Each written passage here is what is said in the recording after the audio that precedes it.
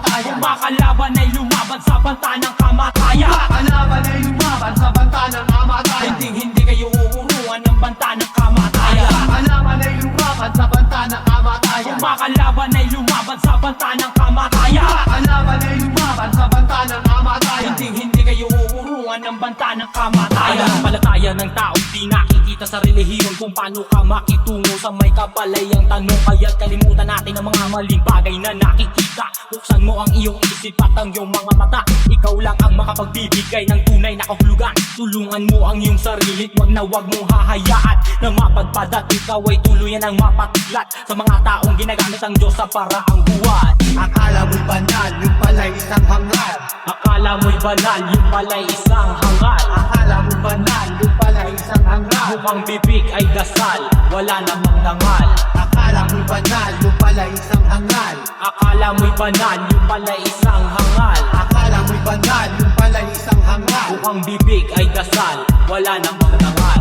Pating na rin ang taktang oras ng mga tunay na banta ng kamatayan namin ang patutunayan na kami pa rin ang hari at hindi nyo magagapi. Walang sino mang aagaw at walang sino mang babali ng mga sinimulan namin. Huwag nyo subukang agawin pagkat hindi kayo uubra at hindi nyo kakayanin. Mga impostor na nagpipilit na kumuha, wala namang sinabi at wala namang uubra. Kumakalaban ay lumaban sa banta ng kamatayan. Kumakalaban ay lumaban sa banta ng kamatayan. Kumakalaban ay lumaban sa banta ng kamatayan. Hindi kayo uuruan ng banta ng kamatayan. Ang gagamot na huwad, pangalan ng Diyos ang binubungat. May hawak na krus, mga medalyon na malalapad ang ihaharap sa tao upang makapaloko. Matatamis na salitang maririnig mo sa demonyo upang maipagpatuloy ang maitim na binabalak sa kapwa. Kanilang dinudugas ng walang awa, mga sumasapalataya sa kanilang mga pandaraya. Patuloy na niluloko, patuloy na kinakaya ang utak ng marami sa kanilang mga sinasabi.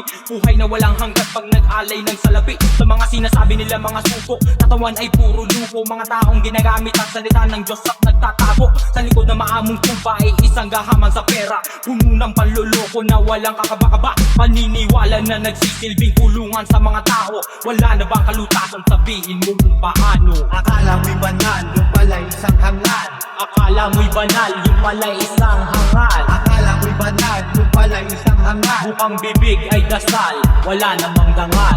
Akala mo'y banal, yung pala'y isang hangal. Akala mo'y banal, yung pala'y isang hangal. Akala mo'y banal, yung pala'y isang hangal. Bukang bibig ay dasal, wala namang dangal. Ang na nagpapanggap, maling tunog pinalalagana. Hetong nasidlak na inatake ng ilalagana. Ang tunay na ibig sabihin ng salitang asting matagal na naghintay. Ngayon inyong maririnig ang aking pag-atake na kasing bangis ng itim na buitre. Hindi marunong magpatawad tulad ng isang rebelde. Mag-ingat ang lahat na nagbabalak sumalungat kasama bibasting cap. Set your back with me, yeah. Kumakalaban ay lumaban sa banta ng kamatayan. Kumakalaban ay lumaban sa banta ng kamatayan. Kumakalaban ay lumaban sa banta ng kamatayan. Hindi kayo uuruan ng banta ng kamatayan. Gumagawa ng mga bagay na tunay na immoral upang hindi mahalata. Parati siya nagdadasal, bakit kung sino pa ang dapat nating laging paniwalaan ay siya pang gumagawa punong-puno ng kasalanan. Dito sa mundo punong-puno ng gulo, kaya't hindi mo na malaman kung sino ang ire-respeto.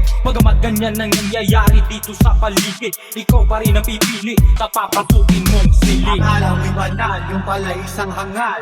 Akala mo'y banal, yung pala isang hangal. Akala mo'y banal, yung pala'y isang hangal. Bukang bibig ay dasal, wala namang dangal. Akala mo'y banal, yung pala'y isang hangal. Akala mo'y banal, yung pala isang hangal. Akala mo'y banal, yung pala'y isang hangal. Bukang bibig ay dasal, wala namang dangal.